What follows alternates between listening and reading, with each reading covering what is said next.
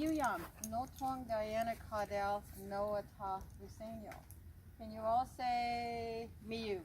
Miyu. Miyu is hello to one person in our language, the Lusenyo language. When I said Miyuyam, I said hello everybody. I don't know everybody's name, so I'm not going to go around saying Miyu, Miyu, Miyu, Miyu. So I'm saying Miyuyam. I went ahead, also went no tong. No tong means my name. In the Lusenyo language, no is not the negative like we have in the English language. No means I, me, or my. And so I said no tong, my name. Now I said Diania Caudell. Again, I went to my heart and said no ata. I said I'm a human being, I'm a person, Lusenyo. I'm from the Lusenyo nation. I come from the San Luis Banner Mission Indians. We are one of the 7 tribes that make up the Lusenyo nation, but we are a tribe that's non-federally recognized. That has to be another study and an issue right now if you don't understand federally recognized tribes against non-federally recognized tribes. It's a government thing and land thing. So we are been fighting for federal recognition since the 30s. So one day, hopefully, that'll happen. It may not be in my lifetime, probably in my children or my grandchildren's lifetime. But we're hoping. I've been coming here to Los Penasquitos for 14, 15 years now.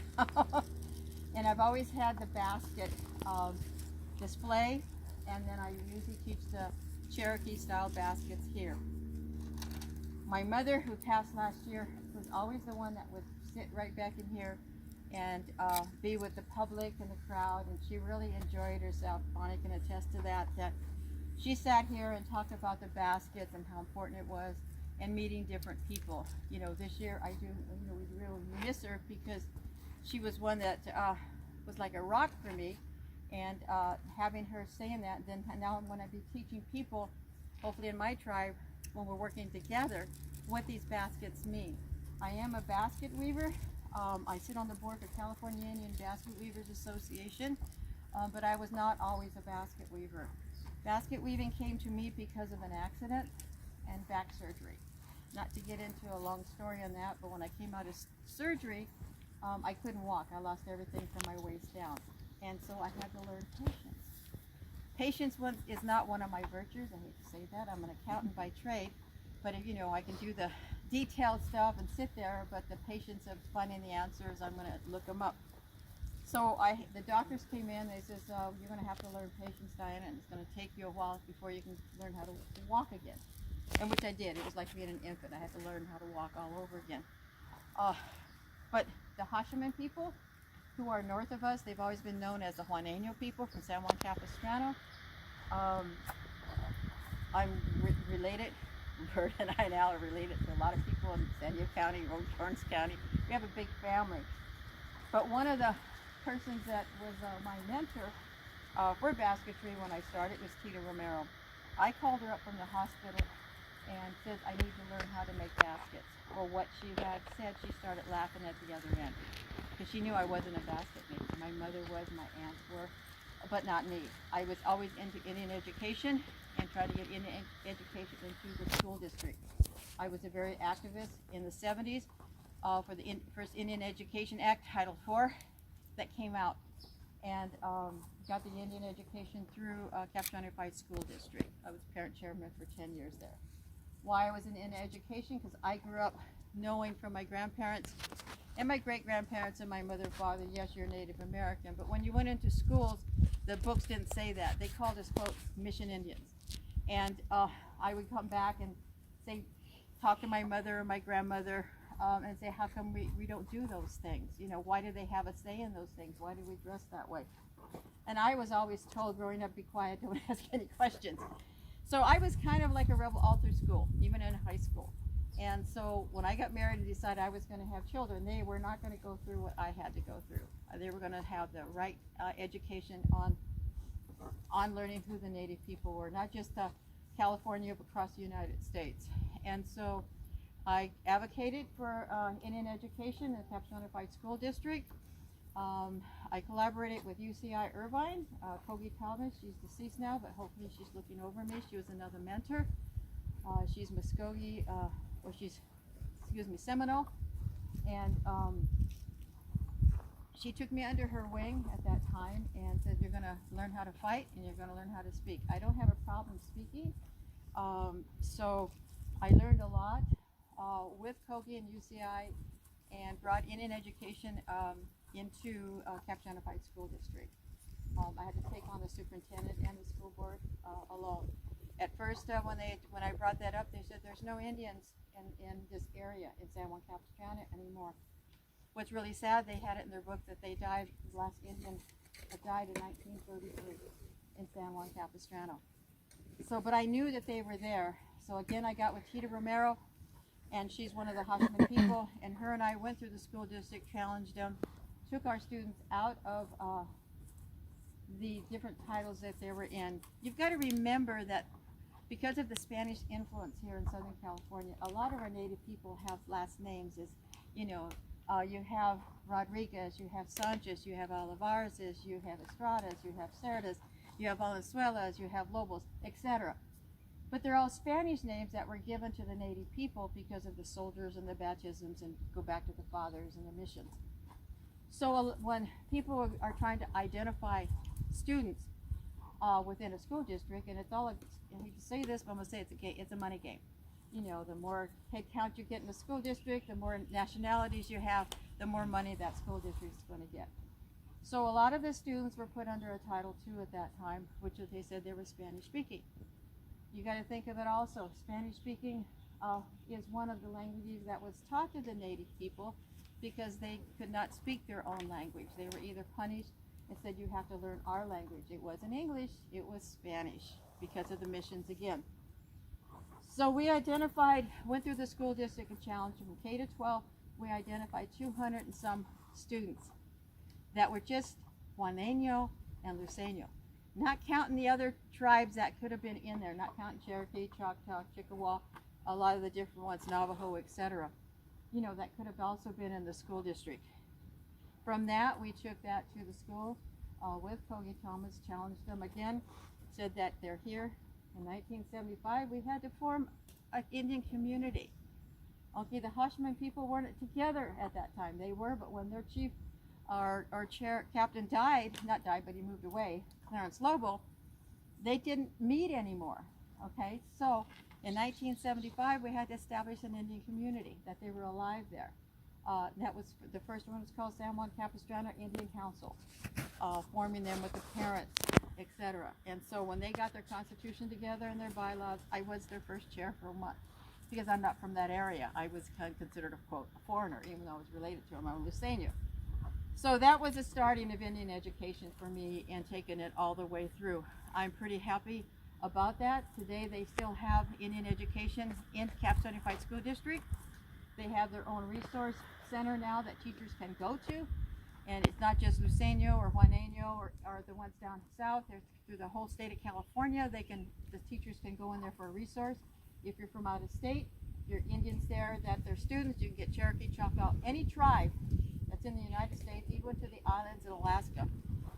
We have that resource there at one of the schools, at the Clarence Lobo Elementary School. So I'm kind of happy on that. Capistrano has been going on now since the 70s. And at one time, we were almost $4.1 million just for that school district. So that and Huntington Beach are the two big ones that are now. So that was my starting, you know, within education, but not starting with basketry. Like I said, you know, I had an accident. And so when I called Teeter and said, why? And I says, because I'm in the hospital. I didn't tell anybody I was into the hospital having back surgery. So there was a newsletter from the Hashman people, and Lillian Robles, she was on the cover, a picture, and she had her hat on, her basket hat. She's also an elder that is deceased now. And I says, I'm looking at your newsletter, and I need to learn how to make basketry. I have to learn patience. So she came, she says, Diana, when you're back home, and if you can, sit up, you know, in there. So it's about a month later, 2 months later, I was able to sit up in a wheelchair. They came to my mother's house, and I learned to coil. And I should have brought it, because I still have my first basket. It's not even completed yet. But anyway, I had to learn to coil, but it wasn't with any of our native stuff. It wasn't with the cane that we're having over here. They were teaching me with raffia and pine needles. you know, with a needle, a regular needle, but coiling round and round and round. You think about tedious, okay, you know, and you think about the baskets that you see here in front of me, what our elders had done, what our ancestors had done. And I'm going, okay, I'm going to have to do this. But one thing I found out, that I was so heavily medicated because of the pain in my back and then my leg, that I couldn't read. I mean, I can see a book, the words were there, but they couldn't see the words and they couldn't transmit them into my brain. So this going around and around, you know, it didn't take too much thinking, let's put it that way. You know, I was able to do it. And that did the patients. Drugs and well, I thought that they were going to, you know, I had to learn about plants. And so I thought that they were going to bring me my thing. But once I started to get into a walker, he says, no, Diana, you're going to go out with us too. And with rocky areas and stuff, and you're going to learn what we have to do. So that's taken me out into the back countries, etc., and learning about the plant, and going out there. So I was taken to, excuse me, I'm having a drink of water. If I'm talking too fast, let me know. Perfect. If there was questions that I had to find out, because when I was going out there and gathering with them, they were either going to private property or sneaking in or getting in trouble because they shouldn't be there, you know, and things like that. So I went to my first gathering. California Indian Basket Weavers have been together since 1993, and they had the first big gathering. When I say gathering, it's when once a year we sponsor a gathering for all basket weavers that are members of California Basket Association, but also all weavers in the public. And this is where you can see weavers from all over the state and some from out of state. So Teeter took me to my first one, and that was at Chauncey up in Jackson, up in Northern California. And I'm watching all these weavers, especially in Northern and Central California. They have no problem going into the forest and gathering. They don't have a problem going into different areas. But you have to look at it, and the more I question, is because their rancherias or their land was never taken away, per se. Their materials were in their backyard. Okay, and they had a good rapport with some of the national parks there and some of the state parks. So they weren't interrupted like we were here in Southern California. If you notice the reservations here in Southern California, the 18 of them, they're not on their ancestral land. We were wanderers and gatherers. So, you know, we didn't settle down like the ones in Central Northern California, that they had their rancherias, you know, and they had their roundhouses and they had their areas to go to. We were moving around from the coast to the mountains to the desert. So we didn't have all our natural materials. So I kept asking questions there, and then all of a sudden one of the directors came to me at that time, and she says, well, Diana, we don't have anybody representing Southern California. They come here to weave, but they don't have any rep. We're having voting. Why don't you throw your name into the hat and see if you get elected, you know. Well, I did. You know, nothing knowing about basketry other than what I've been learning. I got on the board. Okay, I'm going on the board now 18 years. Okay, so, but at that time I did ask the questions. I had people say, well, okay, now you can contact the state forestry. You can contact the national forest down here. It's the Cleveland. You know, why aren't you letting them come in? So having that, and then you're asking them, well, their reply was in so many words, well, no one asked us about it. We didn't know you Indians down here can really do what you want to do on the gathering, because it was kept so hush-hush. Yes, we had our basket weavers here, but our main basket weavers, especially here in the Kumeyaay territory, are from Mexico. Our top weavers are coming in from here, they're teaching, and they're teaching their people here. We have some there in Paula, we have some in Rincon, and we have in La Jolla. But they weren't reaching out to the other people. The elders at that time were just keeping everything kind of them to themselves. And so I was learning a lot from the Juaneño people, because they stepped in the 70s, because they had to form something. When they were forming the Capturing Indian Council, they had to form their cultural, they had to bring everything back. So once I started asking questions, I started going out and then and weaving and collecting. Well, Al and I, remember that, Al? When I got hit with that pesticide? Al and I at one time, okay, we had his truck loaded with deer grass. and we were out delivering. Remember to Pechanga? Yep. And we came, yeah. And because when some of our weaving stuff is being uploaded or whatever, and they think it's weeds, I'll contact somebody, say, hey, we could move it someplace. I think Pechanga may need it, or the tribes may need it. And so we were going around delivering deer grass that had been, dug up. And so what had happened, we were on the frontage road right there by, was it Paula Verde's? Paula Mesa Golf Course.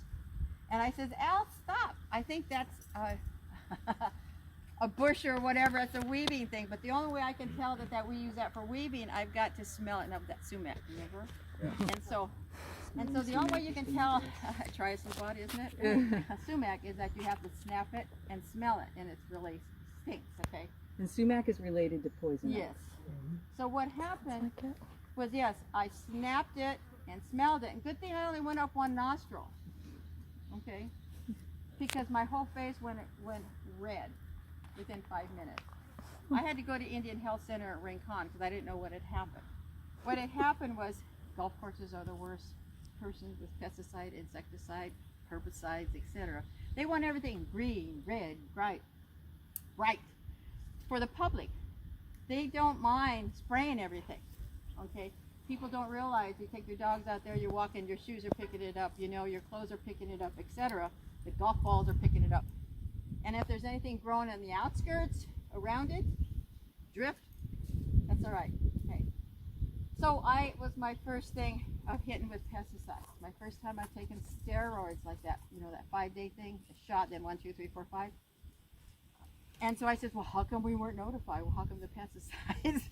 So Diana, with her asking questions again, I went ahead and contacted SEBA, and then SEBA was asked to... CIBA. Yeah, CIBA, yeah. SEBA, just California telling these Indian guys, Basket Weaver yeah. Association. I told them what had happened, and we had just at that time were asked by TPPC, which is Tribal Pesticide Program Council, through EPA out of Washington, D.C., they wanted a representative. Well, no one wanted to go because they don't have that problem in Central California, Northern California. They says, Diana, we'll send you. Why don't you be our rep? And so I did. And that's when I learned about pesticides, insecticides. The public is not aware of what's happening. EPA is going to do what they have to do, and a lot of things aren't notified. And I says, well, what about our weavers and our gatherers and our medicine? We're eating this thing, it's going to be getting sick. What had happened in Northern California, they use a lot of roots that they gather around the rivers, and they wait till the river goes down, and then the willow shoots, and these shoots are sticking out on the banks. And if you've seen pictures of them, they'll be waiting out there, and they're gathering these roots because that's what they weave with. Well, what had happened, where's those roots at when that water is up? It's in the water. They're drinking everything, getting their nourishment from that water. Well, that water is being contaminated up the streams by the timbers and by the canneries and by anybody else dumping it into the rivers. You've probably seen the thing about Columbia River at one time because of the salmon, and then the Klamath River up north. The weavers were getting cancer in their mouth and in their lips because we use our mouth as a weaver as a third hand.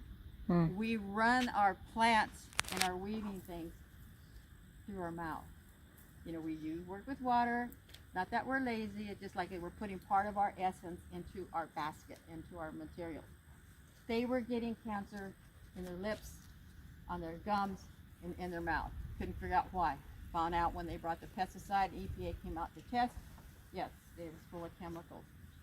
So having that and bringing that through, on that, it brought me pretty aware of what's happening. So I became an advocate of trying to educate our people down here regarding pesticides and what you're doing. Even the departments like Sandy Archaeological Center, colleges, Bonnie knows that with the different things. Don't use them if you don't have to. If you're spraying, notify. Working with Caltrans, we did a thing with Caltrans. Not everybody wanted to be on that because it was a little bit more work for the people that are spraying, especially on your rural roads. But what we were doing, if we gave the calendars of where these plants grow, and when we pick, then don't spray it during that time. But we don't mind you spraying other times because they're either going to be dormant and they're going to keep the weeds away anyway. Okay, so those are the things that you have to really watch out there for the rural roads when you're spraying. They go into the center of the road and they go 600 feet each way. And if there's a fence there and native plants there, you're just too bad. So, you know, on regarding with the pesticides, when it came with the basketry, I had to be in Washington D.C. for something for pesticides. But in 2007, there was a big meeting with the National Forest Service, U.S. Forest Service, State Forestry, and BLM. Those are the three main ones that we work with. SEBA has been pushing now because of the pesticide and gathering issues, fighting the states and all them for about 2 years. That fighting, you know, we were trying to get a bill not passed, etc. You know, that was happening. Okay, this was during the Bush administration. Bush was having a lot of problems with China and with the drug industry. Okay, what was happening was China at that time wanted to buy our timber. Okay, we have a lot of timber in Northern California. But a lot of the areas there in Northern California are sacred to the native people in that area. And they wanted to go in and harvest. Northern California people said, no, you cannot go in there with trucks and bulldozers except to harvest. Bush administration says, okay, we're going to come in there and we will helicopter it out. And they said no. They were ready to cut the timber and then helicopter it out. If you notice that the native people across California, across the United States, we use a lot of native plants and things and for medicines. The pharmaceutical services wanted to learn those things. They wanted to start following all the native people. How come they have this or this and they use it? How do they use it? They wanted to take it and make money from it. Let's put it into a pill form, or let's do something else what they're doing. You can see it today, you know, already. So we were fighting that. I had to be in Washington, D.C. on that, and so I contacted my cousin Lydia, and she was learning as a weaver at that time, and she still is. I says, there's a big meeting in Alpine. Now you've got to understand, I think your students will know that government agencies will not have big meetings in your area where you think you're fighting for. They're going to move it. And so everybody from Sacramento and Northern California were having their meeting at Alpine, of all places, there in their forestry headquarters there in Alpine. So I contacted my cousin Lydia. I says, okay, she lived at Valley Center at that time, and I says, Lydia, would you mind stepping in and going to that meeting for me? We need to be represented there. She goes, sure, but do I have to dress up? I said, nah, it's just a meeting. You know, I didn't know everybody was going to be in suits and the whole thing, right? And news people. And so she took the back roads from Valley Center to go to Alpine because she wanted to stop and gather her plants, okay, the deer grass or whatever she has there. So she's coming in there and she said, Diana, you should have seen me, I look like a bag lady. She said, I had my basket material and stuff back here, I had it over my shoulders, and I walked through those doors and everybody's in suits or uniforms, you know, the forestry. And so she said they had no place to sit. So one of the directors, she didn't know he was the director, says, oh, you can sit up here with me. So she was put on the front row between the director from Washington, D.C., U.S. Forest Service, and the director from Washington, D.C. from BLM. And so there she's sitting there, and she's asking, you know, why you're here, and she was explaining it. And then she looked at the BLM guy and says, I have a beef with you. And he's looking at her and goes, what? He says, I just got kicked off your land, you know, the BLM property, as I was coming to this meeting. And she says, no, you says native people have a right to gather, or they're supposed to. So he contacted BLM in Sacramento to see in their directory and everything what was happening, and finding out that no, they don't have a directory. It's kind of like, you know, district to district or whatever. He came back and apologized to her. And same thing with U.S. Forest Service. So those are the things that, you know, that do happen, and SEBA was very initiative to getting our gathering policy issue done throughout the state of California. That native people in California can gather at the national parks and the BLM. But then all of a sudden it became to permits, and they're saying, wait a minute. We went back to the Treaty de Guadalupe, you know, on the state of California. You got to remember, California is not a treaty state. We don't have those into a treaty that's protected. We're an executive order state. So again in Washington, D.C., I was telling what was happening in the state of California. And I asked, at this time, it was a large meeting there with all the different people from across the United States on the reservations. You're talking big people. You're talking the Hopi, the Navajo, the Nez Perce, and some of the others that were there. The Cherokee were there. You know, and they got millions and millions of acres. You know, and I said, would you please look at your treaties? Because you may not have gathering rights. And what it was is that when they looked at them, they didn't have gathering rights or medicines protected or their food. The only thing they had in their treaties, majority of them are, you have fishing and hunting rights, but not gathering rights, not your food, not your sacred stuff. So they were behind Siebel, you know, on that, writing letters and everything to Washington, D.C. So we got our gathering policies. We're still working with those today. We just came out of a work group this past thing, because it's taken what, almost 20 years to get the books rewritten, and everybody that had been on that back in 2006, 2007, 2008, and 9 have retired, but nothing got passed down. We do work with real good here in San Diego County with the Cleveland Forest. Our tribe right now is going through an MOU thing with the state of California. You know, I push for us to have the gathering right. I've been arrested before. I've had a gunshot, not shot at me, but I've had it over my head up at Palomar when we were working with Cal State San Marcos, and we were doing a video on acorn. And I was up there at the state park, and one of the professors, Deborah Small, and I was on my hands and knees, and we were just videoing acorn. And the ranger came, and he stood over me, and he had his hand on his, you know, because they carry guns now, it makes them a little bit more, I guess. And he had it over there, and he says, you don't belong here, blah, blah, blah, blah. And I says, we're just videoing, we talked about it, and he kind of said, get out. And so I say, I want your name and badge number. I called Sacramento right away, because I got to him. He's not there anymore, but I don't know what happened to him. But they don't see, it doesn't go down to the people that have to work with you. It's like with right now, we're working with Rachel here. You know, if she didn't know some of the things that were happening here in Los Penasquitos, she wouldn't know, because she's got rules to follow by. They have to.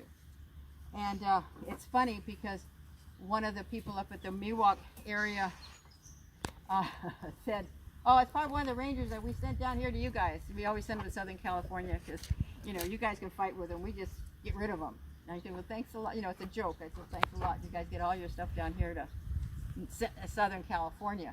If you don't like the rangers, they just say, why don't you transfer them, you know. So that's kind of the history of why I got into basketry and pesticides, and getting in with Cal State San Marcos, because we needed to find areas that with Indian rock. I think you got the book going around the Indian Rock Project, and we're going to be there next month. Well, we didn't have, with Mark Mahato and I and Linda Passat, we were in a class with Pachanga, with a monitoring class. But we needed to save some stuff. Our tribe is not rich. We don't have a casino. We're just a tribe that's together. And we do have a nonprofit. But I says, okay, through my experience in learning in the 70s and 80s and 90s, you know, trying to advocate with the Native people, let's go where the money's at. Let's go to the colleges. Let's go to the association. Let's go to the corporations. Let's go someplace where we can give them our problem, and they can write the grants, and then, you know, we just become, I don't know how can I say this? I'm not saying Indian token Indians, but, you know, a figure that they can base it on. So we went to Cal State San Marcos. We told them a problem about Indian rock. All of a sudden there was a grant going. We had a good, and so we've been in hands on hands together. So 2000, huh? 2000. Yeah, and so it's been good for San Luis Rey Band of Mission Indians. It's also branched out to the other tribes. We just didn't keep it secluded to San Luis Rey. You know, they've worked with San Pascual, Rincon, Pala, La Jolla, the Juaneño people. They've even come down here. So it's not something that has kept quote just to San Luis Rey. But we're proud of ourselves because we have branched out, you know, with different things. The basketry I have here is something that I'm proud of. You know, I'm still learning. I don't consider myself a master weaver. I'm still doing starts. You'll show some starts here.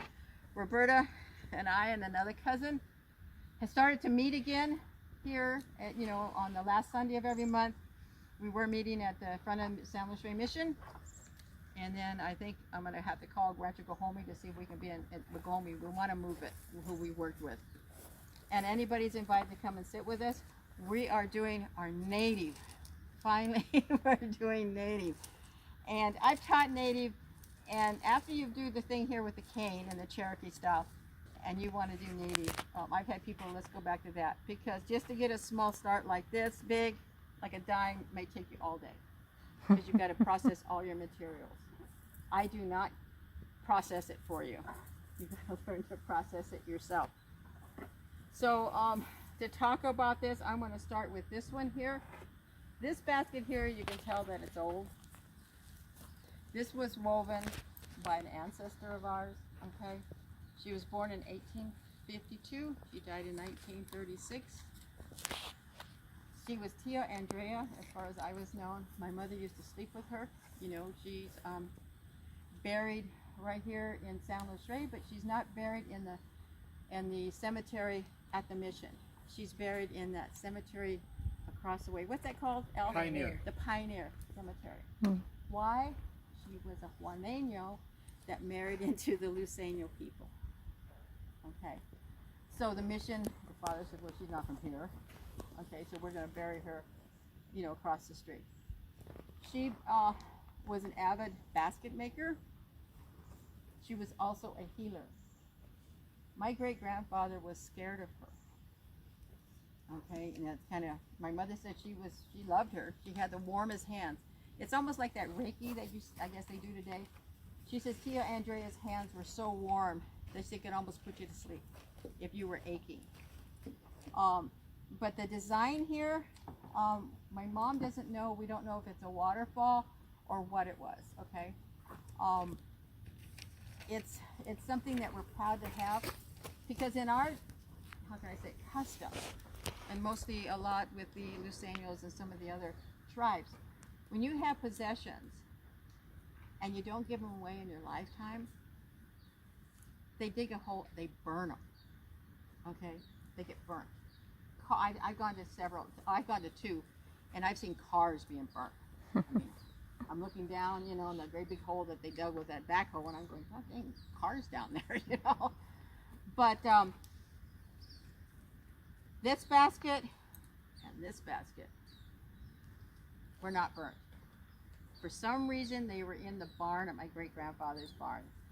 And when they were knocking the barn down in 1956, and said, here, Joyce, these are yours. My mother remembers when Tia Andrea passed. She remembers her grandfather going out into the field, because he had a farm right there in San Luis Rey Valley, and we did a lot of crops. And he dug a big hole, and he took the beds and the bedding and all her stuff, and mattresses, everything. And she remembers him burying it and starting that big fire. So you don't know what else was put into there, but at least these two baskets did survive. Now, if you're going to see, when you get up close, you're going to see this one, you're going to see holes in it.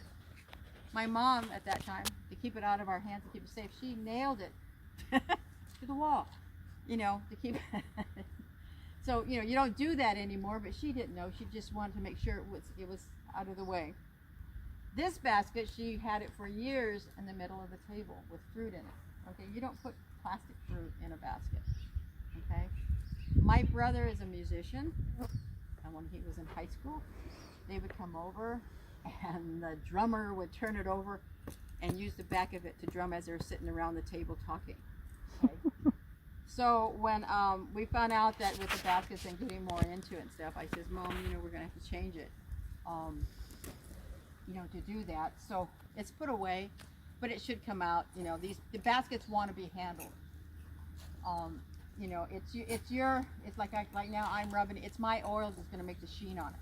Okay, baskets need to be taken out. To us, they're still alive. They came from a living plant, and they've got to come through. Pachanga at this time has a basket that looks almost similar to this one, but it's a small one. And if they put it in there, it looked like a chip and dip thing. Pachanga has been wanting to buy these baskets, but at this point right now, you know, we're saying no, because once they're gone, they're gone. So those are the things about these baskets. I don't know if I'll ever weave a basket as tight as that. These are one of my first ones. This is Juncus on Juncus, was one of our things. It's small, still has the same thing, but I haven't woven as tight as this, except for I did a hairpiece for my daughter because I wanted to surprise her. It's about that big, and it's really tight. But that took me almost a year just to do something like that, because you have to be in a state of mind to weave. If you're angry or upset or something, about it's not going to come out. You're going to be taking it apart, taking it apart, and taking it apart. And you got to remember, these people, or our ancestors, wove every day. They used these for cooking. This is not a cooking basket. This is more of a gathering or storage basket. But they had cooking baskets. You ate from them, you know, the shells and stuff. They didn't have pots and pans. This basket here is called a throwaway. We called them throwaway baskets at that time, but now we call them gathering baskets. This basket is woven green. You see this green Juncus that's right here? Okay, we would go out in the field, and if we're looking for, let's just say, wild onions, wild strawberries, and we didn't have our ancestors didn't have shopping bags at that time, but they knew where their Juncus or their plants were growing. They would go find their Juncus, sit down, and open weave a basket. And this is our twining. Okay? This basket was green. But if you let it dry, I've had this almost 14 years now, 15 years, it'll be beautiful. It turned this beautiful golden brown like we do with the other ones here when we let them dry.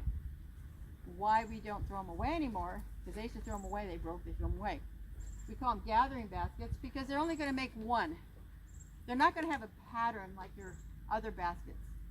They're only going to be woven, they're going to have a shape, big shape. This poor thing keeps going, you know, different shapes and stuff. But it's just something that you want to carry something in. Or you make a flat one, you're going to be doing winnowing, you know, on something. So that's why we call them gathering baskets. Pit collectors want them. They know that you're not going to make two alike. You're just all going to be different. Okay, this basket, you've seen these baskets, big granary baskets. You've probably seen them in pictures. You know, with them, they're huge. They're usually on a stilt or a stand to keep the animals away from them. These are woven out of willow. Now again, this willow is green. I've got one at home. I should have brought it, okay, that I've woven. It's a little bit bigger than this. But what had happened with that, I had it drying outside, and my mom's gardener at that time thought it was a bunch of weeds, so he went and threw it into the shavings from the lawn, and I had to hunt for it. I had to dump out that whole garbage thing to get the basket, because he just thought it was something my mom put out there so that he can throw away. But it's woven again with willow. We have willow here, we have the branches, you just cut them and you get them, but it's not the time right now because you want them to be a little bit moist so you can bend them. And here with his, that's a willow. And why do we use willow for our acorn? These are acorn granaries. This is acorn. This is the black oak. It's because willow has a natural insecticide. Keeps the insects away.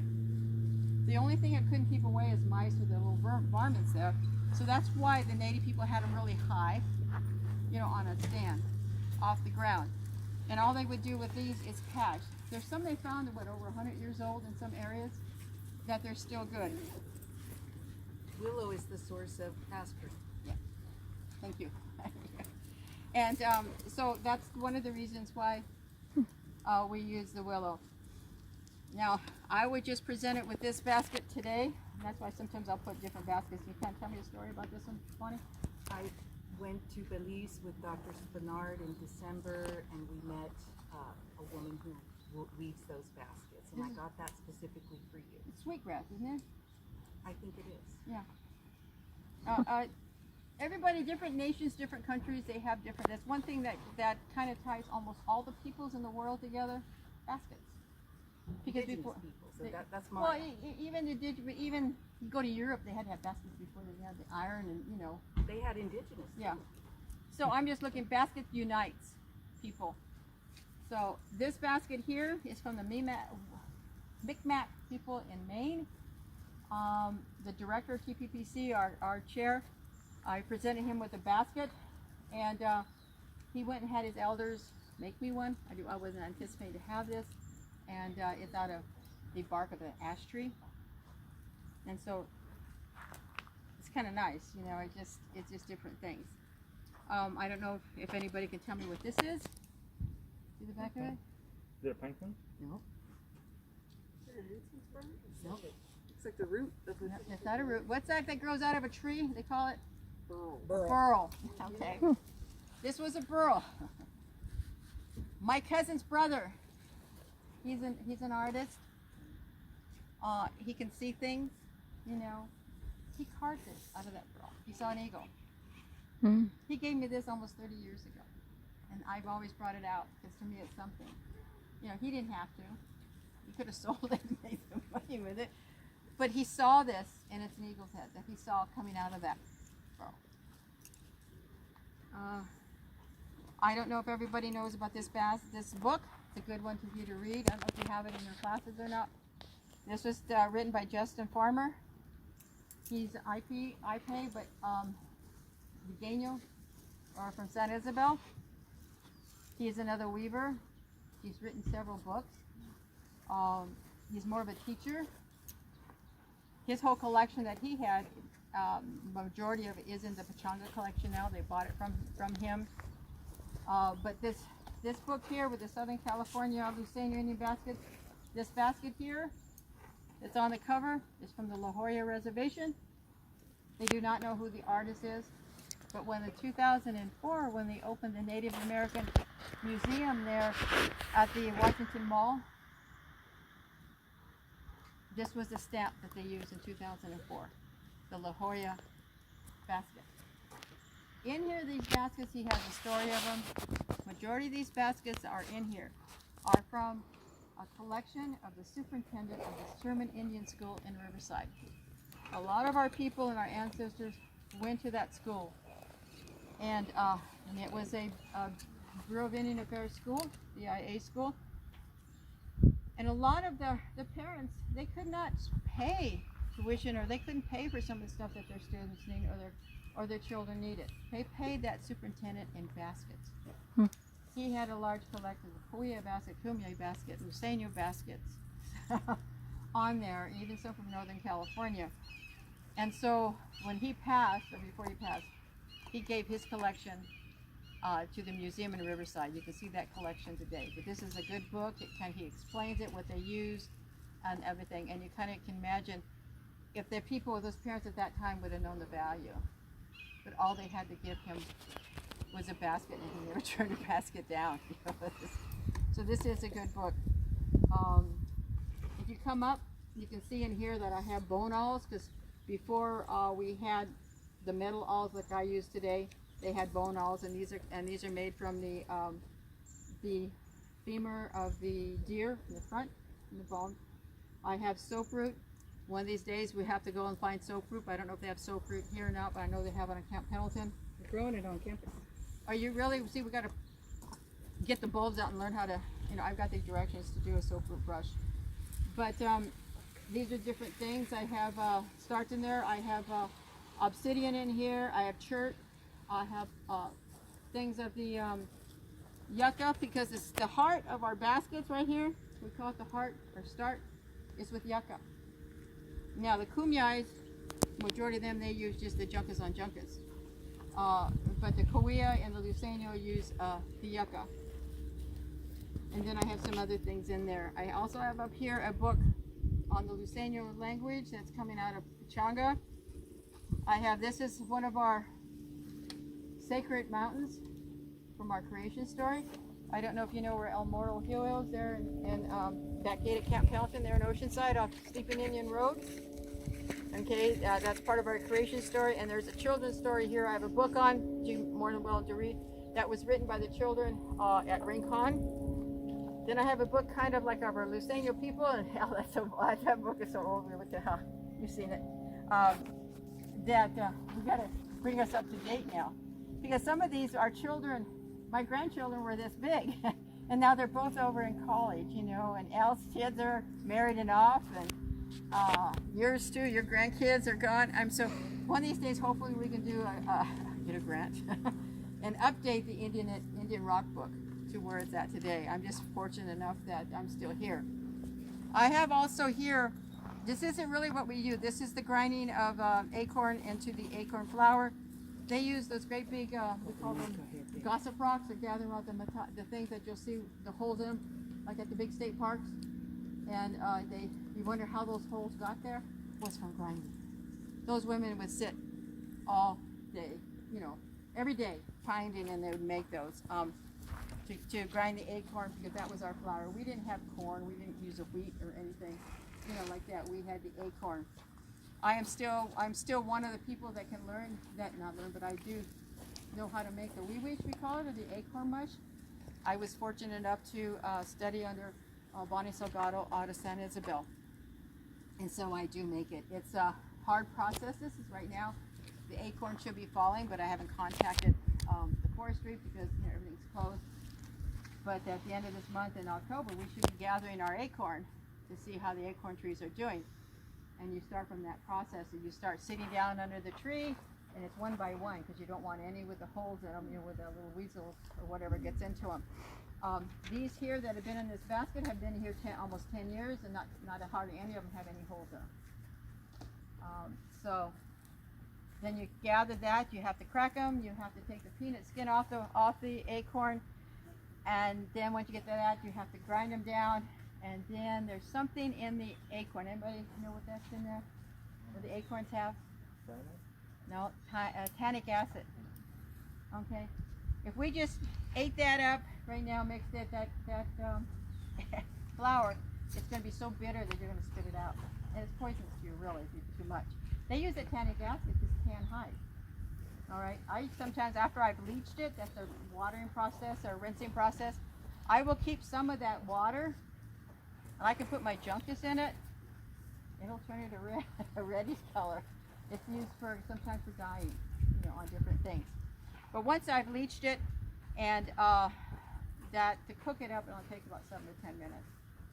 But the process to get to where you want to get to that mush is a hard thing. People ask me, Diana, will you make us some? And I said, sure. You guys go and gather the acorn, and you go ahead and grind it down, clean it, and bring me the flour, and I'll cook it for you. You know, let's get the other part out of the way. So, So Christy Orozco told us last week that you can buy it at certain stores, and I found it at Zion, which is mostly Korean but Asian specialty store. right. Now, what Mesa. color is it? It's kind of a tan. Gray. Did you Tannish taste gray. it? No. Okay, I'll tell you a story about that one. Okay. When they say they're doing, you've got to find out, ask them what kind of acorn they're using. Okay, I only use black oak here. A lot of Northern California, they use tan oak. But we have 200 different varieties, you know, of oak trees. Here in California, what we have, the sage, we have the coastal wild oak, we have the black oak, we have the great oak. What other? That's it, right? Inglewood. The Inglewood, yeah, the little tiny. I don't think we ever grind that thing up because he's so tiny. The Inglewood, but the black oak and the great oak. The great oak is like they call the great oak, the white oak. It's huge. I mean, you've seen their caps, but they're like this. I've only heard some of the people that have used that before, because when they don't have the black oak, it has the best flavor in it when you're using it. But they have substituted or added the sage in there, oak, and they put in the coastal live oak in there, just to have more in there. But the great oak, that big one, has a lot of oil in it. You know, but even though I know some of the Kumeyaay people used to use it a lot because they didn't want to use up all their black oak. So I'm thinking on the drier areas or the scarcity of it that we did mingle it together. Pardon? Which ones are the really ones that are the really long ones? And they got little black lines on them and stuff. I didn't notice black lines. They're but I the did see long coastal ones. live oak, aren't they? The long ones, yeah. I see a lot of those parts and parts. Yeah, that's a coastal live oak. They probably use that too. I've never done a study yet or done that yet. I've always used the black oak. I was telling people that I've got to go and gather and maybe one day try to test them all, because I don't know what the Koreans use. Okay, but what had happened was that when I was going to be a docent, or I'm a docent at the Daily Ranch and I do something like this for 7th graders. I had to go to the class, and then in that class, the person made some wee-wee. So this is what it said. It was green. And I'm sitting there going, oh God, you're going to serve this, you know, and it's all gooey and gummy and everything, right? And I said, where'd you get it? And he was telling me, and I says, okay, so when I graduated, I presented the class, our class, I said, this is what the wee-wee is supposed to look like. Don't take it like it's a green or grayish color. Well, my cousin Linda Passat, she says, Diana, I bought some acorn thing from a Korean store. She says, can you make it, or are you going to make it for me? And I says, no, why don't you go ahead and make it? So it was horrible because it doesn't set up. It's really bitter. Yeah, because they don't leach it. You know, they're not leaching it or anything, and so you don't know what they're using. I mean, if you're going to, they used to sell it up there at the La Jolla store, at the La Jolla reservation. I don't know if they still do up there anymore, and it was, I don't know how much it cost at that time.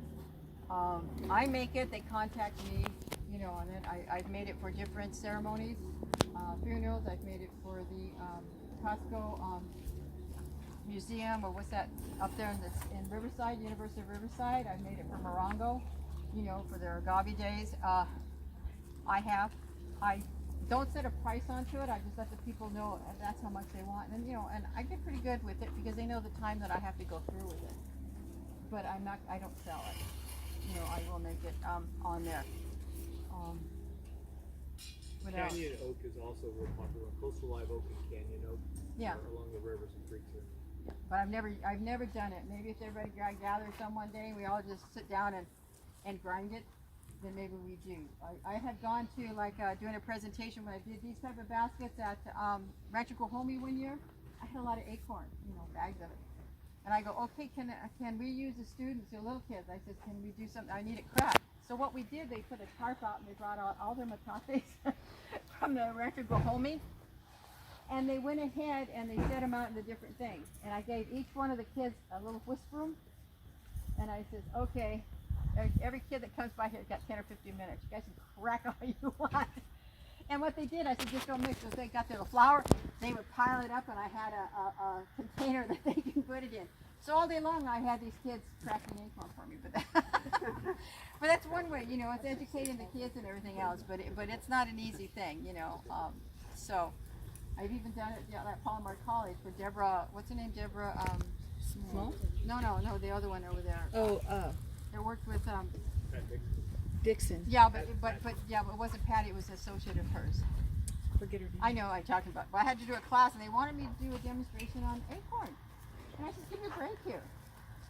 I said, so I brought buckets, and she says, well, bring the buckets, and all the students had to go out, find a rock, you know, out there, and they came back and they cracked them all, and then we cooked it up, you know, later that afternoon.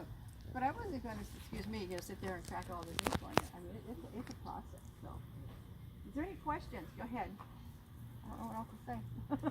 It's really amazing. I mean, I It's can say a lot more, and they know that, but We know that you're also going to talk when you are showing us the basket weaving. So yeah, I'm going to have Roberta also, you know, help me with that and everything else. Roberta, you know, is a retired school teacher, and so yeah, I'm gonna have her also helping. But when I said the plants, I think I did go into there's three major plants that we really use in our baskets, especially this one. Deergrass. which we have an abundance of Yeah. at Cal State San Marcos. Yeah. I mean, too much This is in our garden. this grows out there. It's not the one that has all the bushy stuff on it. That's that foreign one. Okay, this is deergrass. This is what we use in the sticks. We call it our sticks inside the basket where we coil around. This is only gathered really in like in the fall, January and February, winter, fall. We're hoping when it burns, you know, when we have these big fires, I know it's devastating, but if we have our deergrass out there, it's going to come out strong because it needs to be burnt at least every 2 or 3 years. And people don't understand that. Would it be okay if we pass that around Yeah. if everybody's really delicate with it? Yeah. Just don't touch the top. Deergrass. Deergrass. Okay. Al brought me. Where are you, Al? Oh. Al brought me juncus. Now he's growing it, thank goodness, at the Discovery Center. This is what the juncus looks like The Discovery Center at Agua Hedionda. in Carlsbad. Thank you. They have deer grass there too. That's another one that we worked with to get started and do native plants, and Cal State San Marcos also was one of the initiatives there. With Greg Rubin, who you're going to meet in a couple of weeks. This here is round. It's not like tule. Like you have a lot of tule out there. You'll notice tule has edges on it. This is round. It's a rush. This is Juncus textus. Okay, you'll see the red on the bottom. The red is part of the end, that goes into the ground. How dark it is, it depends on the soil that it's growing in. We use this for our color in the basket. If you'll see some of these on here, the red, we don't dye too much. The red is coming from the end of the junket. Okay, and if the darker mahogany color it is, like this one, means there's something in that soil that's giving it that color, even though they're all growing in the same area. We collect it, and then we dry it. The only time we leave it green is when we're going to be doing these type of baskets on there. When we dry it, we set it out. I can pass these around. Here you go. We dry it, we set it out in the sun, we bring it in, we set it out in the sun, and if you've seen any weavers, you see any people that have that junket on the back of their cars or on top of their dash, it's because they're drying it. You probably, majority of them, if you see that, it's going to be their weaver, and they'll have that bundle there. We need it to dry. Hey Roberta, you want to split? Where are you? She's a splitter. She's good. This one's already started almost at threes. You'll notice Diana mentioned how she wove a beautiful hairpiece. Roberta has one on. This was actually one from The class, but that's not what I Well, want. we could So just see turn what it it on. looks like. Yeah. There you go. See how pretty that is. Gorgeous. So what I'm going to have Roberta do right now, she's learning, is that we have to split this, and you see this splits 3 ways or 2 ways depending on the junkets. When we're saying splitting, is it's because we have to get our threaders. In other words, we have to get our threads that go coiling around and around. And we have to get them all the same size. And we have to clean the inside.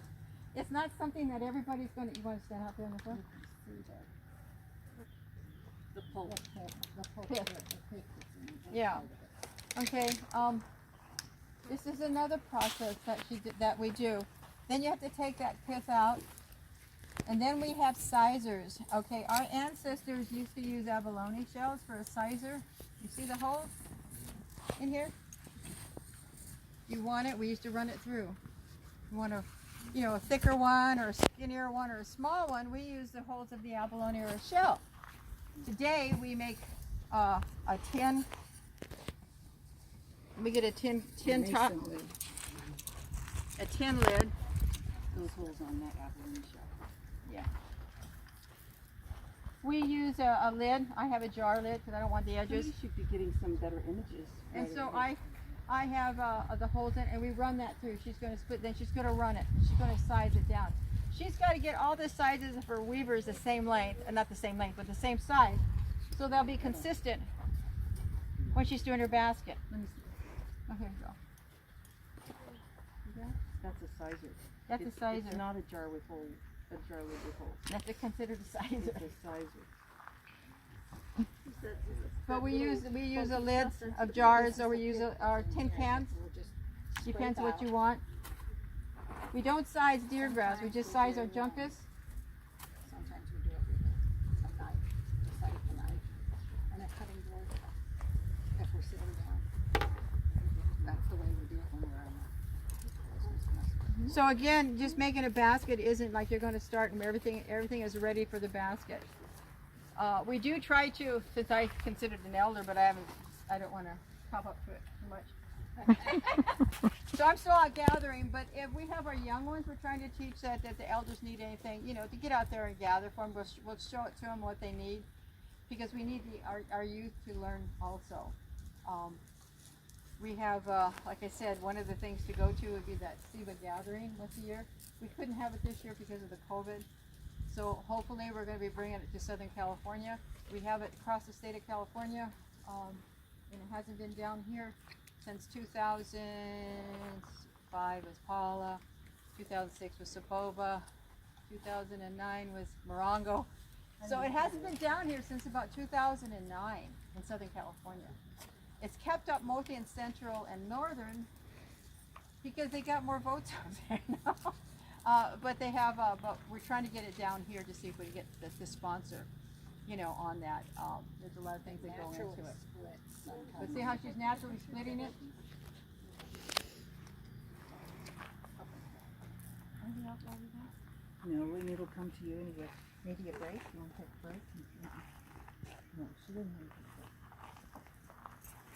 a break. More water, more water. No, the pill's finally kicking in on my back. That's good.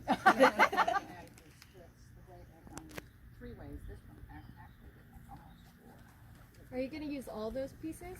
Yeah. Or just the, okay. No, we're gonna use all three. How many is she gonna split? Well, this one actually split into four. Well, that's good. Yeah. You're gonna want to use them. They usually split into a 3 or a 2. Now she's doing it the old way. I'll take a knife. I know. Okay.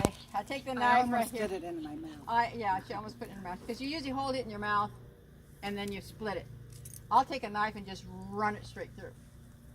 You know, and that's just time saving. Yeah. Okay. Diana was mentioning the pesticides, and so one of the projects we did I don't know, 5 or 6 years Oh, ago, I had forgot. 2 students who wanted to do an independent study, and so Diana took them all over the hills, and they went to all the junkus gathering sites and basket making sites, and I had bought some Testing. pesticide testing kits. So we went around and we tested everywhere we tested, including our garden on campus, With had tips. pesticides. And by the way, they just sprayed this weekend. So they're spraying right now for yellow fever, the mosquitoes. So that's aerial spraying. There's a website that'll tell you when it sprays. So I bet you knew that, right? Right? See, nobody knows, but there is a system that will announce when things get sprayed. And it's aerial spraying, so Yeah. we don't really have a choice. So what did when Bonnie was talking about that and the 2 students, okay, and I'm telling them, you know, if you're gathering, wear gloves if you have to, or wash your hands, don't put it in your face, don't put your hands in your mouth or anything. But her hair, she had long hair and it kept getting in her face. So she went with her hand to do this. Within 5 minutes she had spots coming out of her face, okay? And so we didn't know if it was poison oak or coming from the pesticide, so we have pictures of that. What we did with that PowerPoint presentation to 2 students, it was taken to the pesticide, Integrated EPA pesticide conference in Salt Lake City, Utah. Okay, University of Illinois, pay Bonnie's way, my way, and the 2 students' way. We gave the presentation there with the pesticides. And the only thing that I can think of, because scientists come to these type of the chemical people and all these, okay? I'm not a scientist, and so when they hit me with questions, thank God Bonnie was there. She stood up and says, look at, you know, we don't have the funds to test more than what we did. So if you want to give, remember that, you want to give us the funds to our college, we will test more than what you're doing. Because they were hitting me with all these different scientific things of what Like you this test for isn't this. a random sample, and you know, it's like, yeah, okay, Yeah. but these, we don't want a random sample. We want to know where people are going to gather, and if those places are contaminated, and we sure the heck found out. So with that was done 4 years ago. 4 years, 3 Could or be 4 years 6, I ago. don't know. I still had the PowerPoint, and Siba was asked to put on a presentation with the National Tribal Indigenous Climate Conference 2020 that was just put on this last week. I gave everybody the website for Oh, that. okay. That PowerPoint went back on. I said, can I use this? They thought it was really good with the pesticides in the college, TPCC, the tribes of people. And so it went out internationally. So the college got the recommendations, Bonnie, and everything. So pesticide is still there. I mean, it's something that people should get into. It's not just for us weavers or gatherers. You've got to look at where your food's coming from.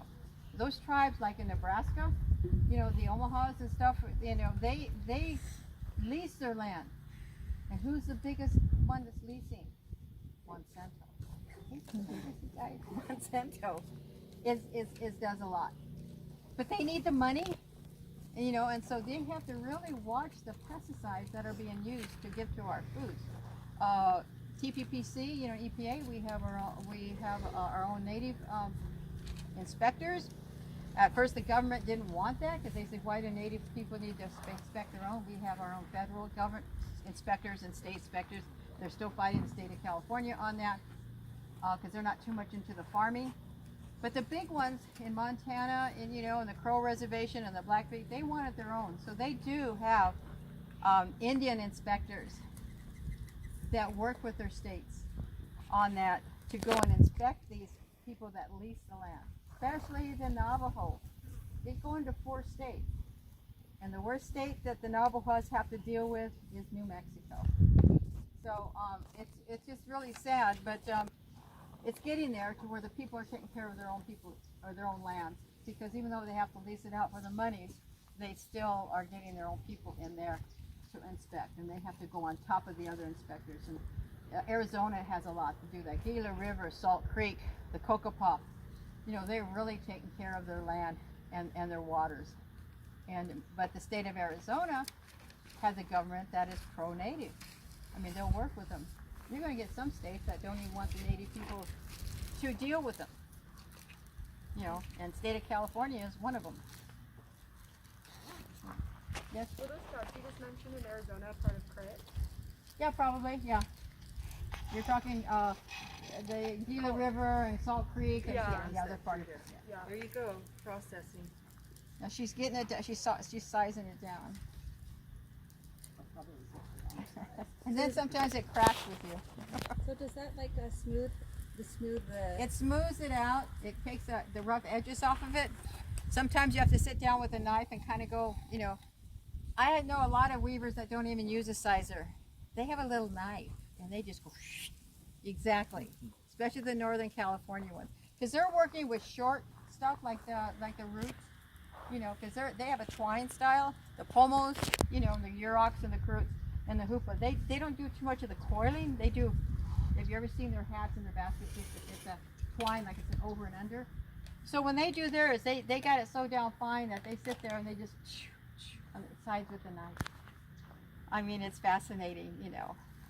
That's what they did with the Kumeyaay tribe, even though they were doing the coil binding last semester in Greg Rubin's class.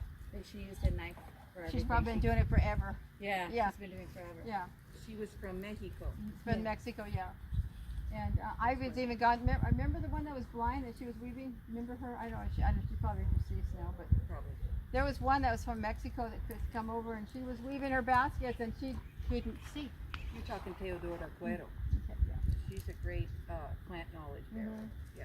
And so it was so fascinating to see, you know, with them.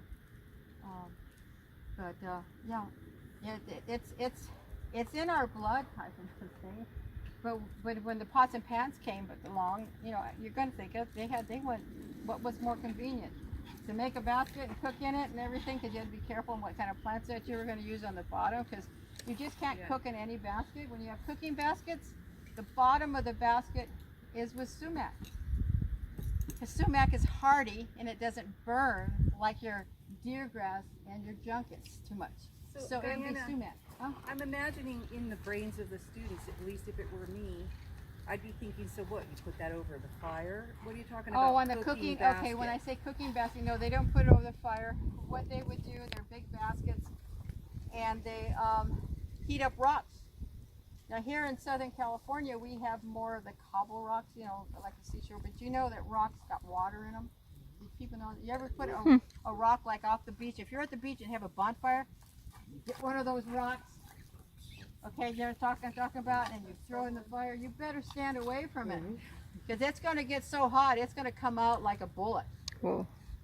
Because that water that's inside is getting hot and it's going to project itself. So most of the times you're going to want rocks, lava rocks, okay? But you just don't gather any lava rocks for your cooking basket because they're rough. The edges, you know how you feel lava that's all scratchy, and you know you can cut yourself on them.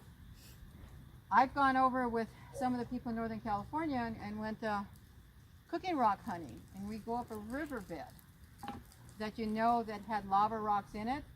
We went around Mount Lassen and up there in Shasta and Mount Lassen, and you're just walking that riverbed, that river, and you're looking for lava rocks that have been tumbled for years and years and years and years to where they're smooth. And you're not looking for big rocks, you're looking for something that fits in your hand or your whatever. And that's what you'll see if you see the demonstrators that do the cooking. You can probably go on YouTube, or some of them are on SIBA with Facebook. You'll see them having that demonstrating cooking the wee wish mush, they call it. And they have two, like, they're not ladles, they're rock, what would I call that? I have one too, I was given one. It's a willow stick. It's willow, or sometimes it's either an oak, and they wet it and they bent it to have a thing on the bottom of it, and then they tie it with hide. And it's something you stir in there with it, keep the rocks moving, but at the same time you can scoop the rocks out, they fit right into it. And so what you're doing is you're putting those hot rocks into the meal, stirring it so it doesn't settle. Those rocks can't settle. You scoop them out and you have another rock ready to go. And you'll be surprised how fast hot lava rocks will make something boil. Okay, and you have to be really careful. But we have the other type of, the river rocks here, like the ones that are over there on that thing, not that big, but some of them.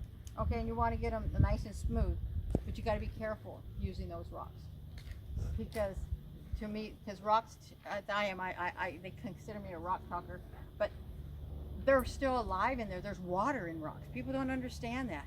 There's water in rocks, so you have to be careful when you stick that rock in that, heat it up in that fire. That kind of stay away from it, to go, because you don't know if it's going to project at you or not. Then you stick it into your cooking basket and you just keep stirring it until things are cooked. So the only thing we did over open fire would be game, small game, big game, and then you had your sticks onto it. In Northern California, I don't know if you've ever gone to a salmon feast up there when they have a salmon. They have the great big pit, and then they make the redwood steaks, because redwood steaks don't burn as fast as regular sticks. And if you've seen their big fire, and they slice that salmon in half and clean it, and then they screw it on those redwood sticks and they stick it all around the whole fire. That is so good. That's one way. That's the only way really to have salmon. You can never get that by their venison. How many have had venison? How many like venison? I was raised on venison. Okay, so I've gone to several different gatherings, and because of SIBA and stuff, and I went one time in the kitchen up north and I see what they're doing. They were cooking. They just killed a deer, okay, and they had it already butchered. And they were cooking it up, and they're making the steaks. And I go, "Is that venison? Because you can smell it." And they said, "Yeah." And they said, "Diana, you like it?" I said, "Yes." I had venison every morning, every afternoon. Steak and eggs. I had venison and eggs. When I was in Minnesota for a meeting at one of theirs there. I came in late, flying in late, and I was hungry, so I went to their cafe that was 24 hours, and I opened their menu, and there it was, venison for breakfast, lunch, and dinner. That's what I had, venison for breakfast, lunch, and dinner, because we don't have it that anymore. I asked them at that time, I said, "Do you go out and shoot it?" Up there, it was White Earth people. And they said, "Oh no, Diana, we raise our own." They raise deer like they do cattle. Okay? I said, no wonder it didn't taste wild. It didn't have that wild taste to it. Because when we would hunt up there off the Ortega Highway, my dad would like to hunt because that Mission Viejo ranch used to plant a lot of corn, for their cattle and everything. So we'd like to get the deer that was that used to go into the corn there at the Mission Viejo ranch. We used to hunt up here at Palomar, behind Paula and everything. Kind of most of these mountains up here. But that's when I was young and with my dad. It was kind of funny with my dad, though. He'd set my brother and I in an area, and he'd fall asleep. And he'd say, "Wake me up when you see the deer crossing, and I don't want it to cross the ravine. I want it either coming down or coming up this way." So we were like, geez, and sit there all day long, waiting for a deer. But we've had them. I've gone hunting up there and camping up there at the McGee Ranch years ago, and we'd camp under the oak trees, and they would bring out like an old wooden stove, a small one, we'd cook on that and different things, and everybody had their own cots. And my godfather would wait till all the guys would go out first to go hunting. Okay, then he would follow maybe half an hour later, And before you know it, within 15 minutes, you heard a gun go boom. And he'd come back because he just waited for all the hunters to scare the deer to come back around. And so he would get it, you know, when the deer was coming backwards. I had my first episode with a rattlesnake up in hunting. It was an experience. I'll never forget that sound. My uncle and I were coming back, and we happened to be walking in the creek, and the creek bed banks were about that high. He was over here, I was here. You know, you don't carry your rifle. You know, you have it pointing down. Well, when I heard the sound, you freeze. I don't know if anybody's have come across rattlesnakes before. Yep. You know, you'll never forget that sound. But what do your legs do? They don't run. They just like freeze. And so I froze, and when I froze in front of my uncle. He couldn't do anything. And so it was right here, and I can see it from the side of my eye. And he was coiled. And he says, Diana, I cannot get to it. He says, so what I want you to do, slowly raise your rifle. Don't move, but just slowly raise it. Point it to that rattlesnake. Shoot it off, and then step back. And then he came across me and shot it. Okay. But I'll never forget that. I mean, when you say legs move, they don't move. They just, it's like they got implanted, you know. And but that sound, you'll never forget it. You know, once you heard that rattlesnake, you know, you're on there. So people say, well, Diana, it's just like right now. Where's Rachel? There you are. Do we have junkus out here? Do you know? You don't know, right? I asked Bonnie that too. They asked me. I says, would you want to go for a walk, Diana? I says, you're kidding. It's hot, poison oak. And I say hot rattlesnakes, poison oak. No way. I'll wait till the fall when the rattlesnakes go dormant themselves, even though they stay out a little bit. But then the poison oak is off and it's dormant. So yeah, it's probably out there. I've never walked it because this isn't my territory. You got to remember that. I'm a guest here. Al and I and Roberta are guests here, so this is Kunai territory. So you know, we thank them that they allow us to be here. Any other questions before we start on? How about we take a 5-minute break, Diane? Everybody Okay. get a snack, something to drink, and then we'll come over to these other 2 tables. Okay. That sound good? Yeah. Meanwhile, And you can mostly come up if you want to see anything here. You know, if you want to look at the book and see what it has in there, that's fine.